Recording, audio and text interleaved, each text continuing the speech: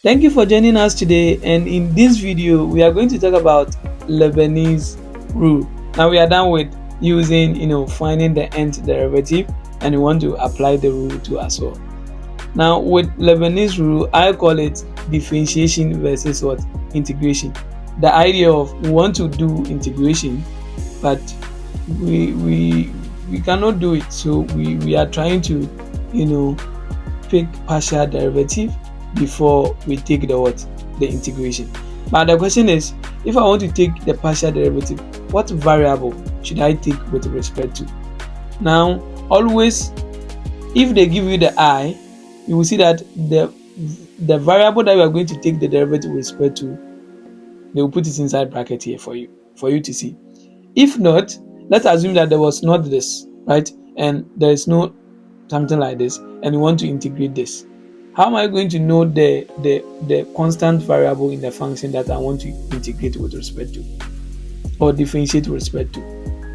Look at the dx here, right? You can see that we are integrating the function with respect to dx. So it means that the function is in terms of x. So I come to the function and then I look for the other variable aside x. So we can see that the other variable aside x is alpha, telling us that for us to take the partial derivative, we need to take it with respect to what? Alpha. So now let's jump right in. I'll take partial derivative of I alpha with respect to alpha, which will be equal to taking partial derivative of alpha, integration from 0 to 1, x alpha minus 1, right? Then divided by ln x. So since this is in terms of alpha, then I can write this one as I prime alpha, and then this one I can reverse the integration and then the differentiation, right? So this one will be this times alpha minus 1, then x. Now what I can do here is also, like, I can make sure that since I'm differentiating the function with respect to alpha n, this one there is no alpha n, is dividing the function, I can bring that one out and then have partial with respect to a, then x alpha minus 1 dx. So now let's go and do the differentiation. This is the same as integrating from 0 to 1 divided by ln x. So one thing that you need to know is, now we want to differentiate this. Now we know that when I differentiate a constant, it gets 0. But how am I going to differentiate this? Don't forget, we are differentiating the function with respect to what? Alpha. So the x here now becomes the constant. And we know how to differentiate a constant base when the base is constant. We've done some when we were finding the nth derivative. So this one is going to be, I'll maintain x to the power alpha. I'll differentiate the top with respect to alpha, which is, when I differentiate alpha, I'll get 1, then times ln of the base.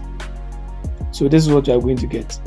So when I differentiate this with respect to alpha, I need to have something like this. So I'm going to have x to the power alpha times 1 times then x, then all times dx. So this is what I'm going to have. Very nice. Now we can see that this can cancel this. So this will simplify the equation for us to have something like integration from 0 to 1 x to the power alpha dx. So this has simplified the equation for us. Now we want to integrate this. Now what you need to know is, this one we are integrating with respect to what? X. So now alpha is the one constant, not x. So when I have x squared and I want to integrate, we say this is plus 1 divided by 2 plus 1.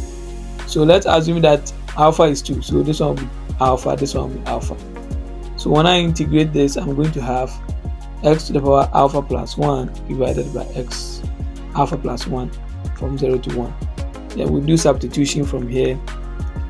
Now 1 to the power alpha plus 1 divided by alpha plus 1, 0 to the power alpha plus 1 divided by alpha plus 1. And this one is going to give us 1. This one is going to give us 0, giving everything 0. So we are going to have 1 divided by alpha plus 1, which is very nice. So now I prime of alpha is equal to 1 over alpha plus 1. But the question is asking us to find for I of alpha. So it means that since now we have I prime of alpha to be equal to 1 over alpha plus 1, then what we need to do is we need to integrate, because it's only integration we can take the derivative out. Now remember, we differentiated the function with respect to what? Alpha. So it means that we need to integrate this with respect to what? Alpha. So we are going to have something like this.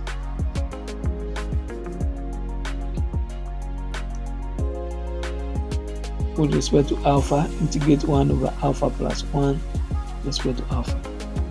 Now one thing that you need to remember is when you differentiate ln x, you get 1 over what? X. It means that when I integrate 1 over x, I need to get ln x. So with that idea, when I integrate this, I'm going to have ln of alpha plus 1 plus c. Then when I integrate this, it will take the prime out, and I'm going to have I alpha.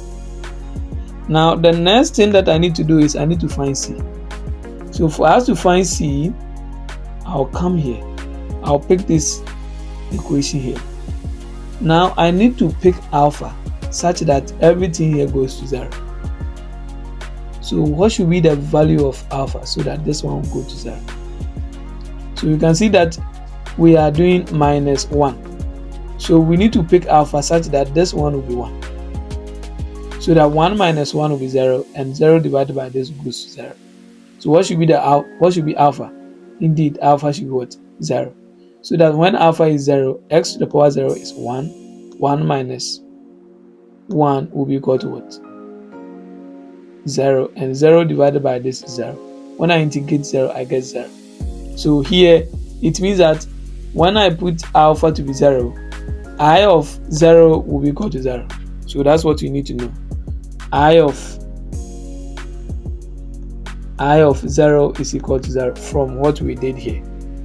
From here, it's not always that is going to be 0. We will pick some example and we'll see it.